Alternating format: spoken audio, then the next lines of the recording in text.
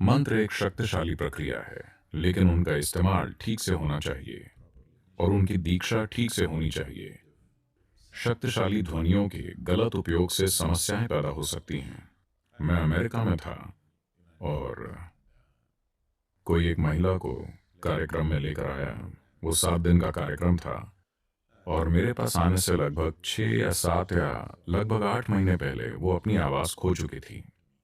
आवाज़ पूरी तरह जा चुकी थी। वो हर डॉक्टर, हर एक्सपर्ट को दिखा चुकी थी। वो बिल्कुल नहीं बोल सकती थी। जब वो बोलने की कोशिश करती थी तो बस हवा बाहर आती थी, न कि ध्वनि। डॉक्टर्स को उनके गले में या वोकल कॉर्ड में कुछ भी गलत नहीं दिखा, सब ठीक था, पर वो बोल नहीं पाती थी। तो जब कुछ नहीं मिला तो वो स्वाभाविक रूप से कहने लगे कि कोई पॉलिप हो सकता है, ये हो सकता है, वो हो सकता है, शायद किसी तरह की गठिया वगैरह हो, और कोई सर्जरी की सलाह देने लगा। कुछ नहीं मिला तो वो खोल कर देखना चाहते थे, इसलिए वो उन्हें मेरे पास लेकर आए। तो मैंने उनकी ओर देखा और उनसे पूछा, क्या आप कोई साधना करती हैं, कोई आध्यात्मिक प्रक्रिया, क्या आप कोई मंत्र जाप करती हैं?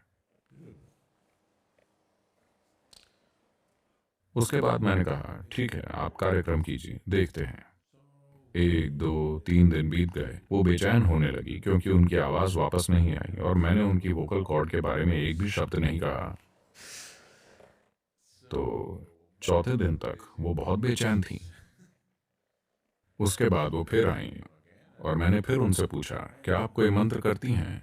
जब मैंने उनकी ओर देखा तो मुझे लगा कि उन्होंने ज़रूर कुछ किया है। उन्हें देखकर मेरे लिए बहुत स्पष्ट हो गया कि उन्होंने कुछ किया है। उन्होंने कहा, नहीं। फिर मैंने पूछा, क्या आप किसी मंत्र के प्रभाव में आई थीं? क्या आप कहीं गई थी जहां शक्तिशाली मंत्र जाप हो रहा था और क्या आप उससे प्रभावित हुई थी? उन्होंने कहा, नहीं। अंतिम दिन वो बहुत बेचैन थी। उसके बाद फिर मैं उनसे मिला और मैंने कहा, देखिए, आपने ज़रूर कुछ किया होगा या आप कुछ मंत्रों के प्रभाव में आई होंगी। मुझे बताइए, आपने पिछले साल क्या किया था? 1.5 साल पहले आप कहाँ कहाँ गई थी?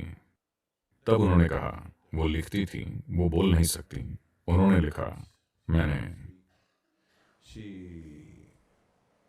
मैंने गायत्री जाप किया था। ओह, मैंने कहा, आपने गायत्री कहाँ सीखा?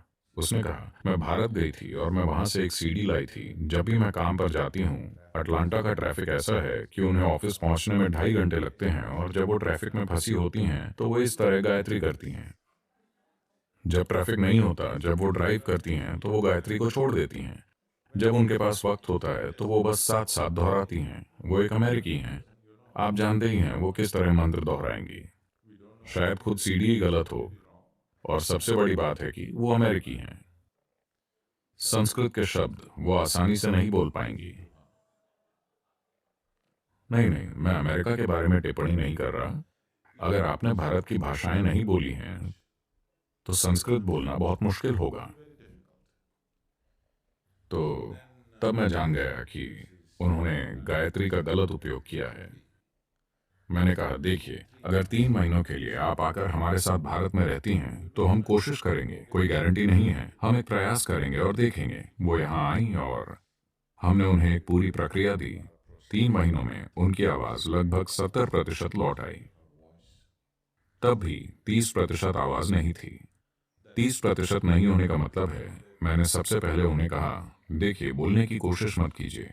दिन में आप ज़्यादा से ज़्यादा 1 घंटा बोल सकती हैं, बाकी समय मत बोलना। धीरे धीरे वो ठीक हो गई। फिर भी अगर उनकी भावनाओं में उथल पुथल होती तो आवाज़ चली जाती। अगर उनमें थोड़ी भावनात्मक उत्तेजना आ जाती तो आवाज़ चली जाती। 1 साल में वो लगभग 90% ठीक हो गई। पर फिर उन्हें पता चला कि अगर वो गुस्सा हो जाती तो उनकी आवाज़ चली जाती। मैंने कहा, ये अच्छा है, इसे इसी तरह रहने देते हैं। जब आप गुस्सा होते हैं तो कम से कम आप अपनी आवाज़ खो देते हैं। कम से कम आप बुरी चीज़ें नहीं कहेंगे। तो लगभग 3 साढ़े 3 साल के बाद वो लगभग 100% ठीक हो गई। बस कभी कभी आवाज़ चली जाती थी, लेकिन वो 3 साढ़े 3 साल की साधना से लगभग 99% ठीक हो गई थी। तो मंत्रों का जाप खास सावधानी, सही निर्देशों और मार्गदर्शन के साथ करना चाहिए।